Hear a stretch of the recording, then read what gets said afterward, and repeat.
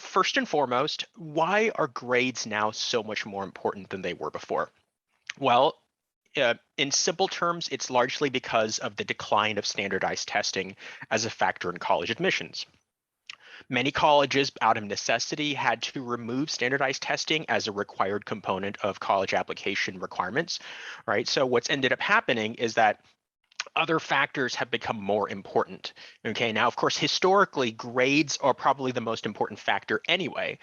So minus something like the SAT or ACT, it becomes even more of a challenge for admissions people to look very closely at the academic record and try to see which students they feel are going to be the most qualified to go to their schools. Okay, so based on the experience we saw last application season, right? So this is the previous fall. For a lot of top universities, we ended up seeing about 30% of applicants to top schools applying as test optional, right? Which meant they chose not to submit either the SAT or the ACT. And it's also no surprise, though, that a lot of students who chose to go test optional were also straight A students, right? So I think there was a high percentage. I don't know the exact percentage, but it's definitely more than half of the students who went test optional to a lot of these top colleges were straight A students. Okay, so at this point then, these are going to be like realities that we're dealing with, right? So at least for the foreseeable future, I think for this next upcoming cycle, most schools are still going to be test optional. But if you're a younger student, let's say, for example, you're only going to be a rising freshman or rising sophomore, things could very well change by the time you're applying. So it's definitely good to pay attention, keep up with the news and updates, and continuing attending our seminars so that we can help inform you of the latest trends in admissions. Okay, so historically, like I mentioned, grades have always been the most important factor. So this source comes from NACAC, which is the National Association for College Admissions Counselors. It's like the governing body of all admissions counselors, high school guidance counselors, and private college counselors, right? And they publish a survey. They used to publish a survey every single year, but in recent years they haven't done it. But as you can see here, this probably hadn't changed too much from the previous year or two. And as you can see, the three most important factors that are rated by admissions people have directly to do with your courses and your grades, although they're looking at slightly different aspects of your courses and the grades, right? So obviously the grades are the most important factor, but they're also assessing how strong your classes are.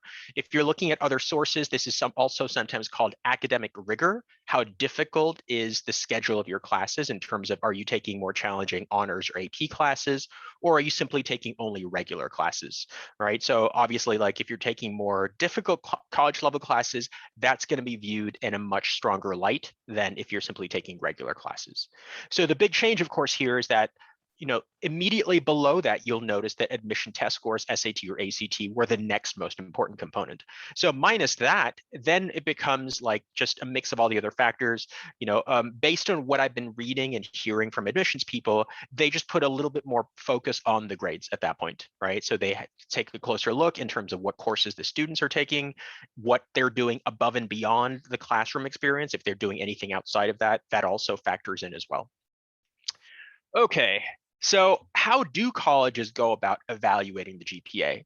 So it's not really as simple as, oh, I have a higher weighted GPA, therefore I will automatically get into better colleges, right? So GPA wasn't meant to be something that you can compare across the board, right? It's not a universal metric that all schools have in common, right? So it's not really a logical or fair comparison oftentimes to say like, oh, this student from Southern California, because their high school, say for example, has AP classes available as early as freshman year, has a 4.5, and that person would, like you would maybe assume, might be able to get in better schools than, say, for instance, with a student with a 4.3.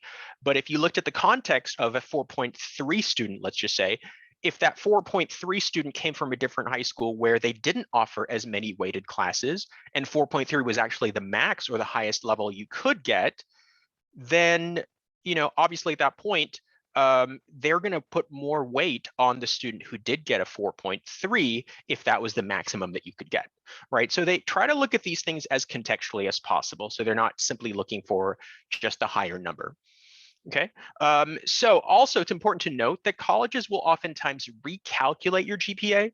So, they're not always just going to look at whatever the number it is that shows up on your on your transcript, right? So oftentimes many institutions like the UCs, for instance, a lot of other public universities, for instance, will have their own in-house, different formulas and calculators to help them figure out what they want to prioritize in their calculations.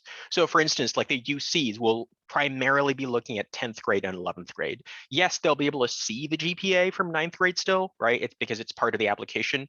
But when they're calculating their in-house GPA for you, they will be primarily looking at 10th grade and 11th grade. Okay. All right, so there are a lot of other factors as to why it's very difficult to compare GPAs.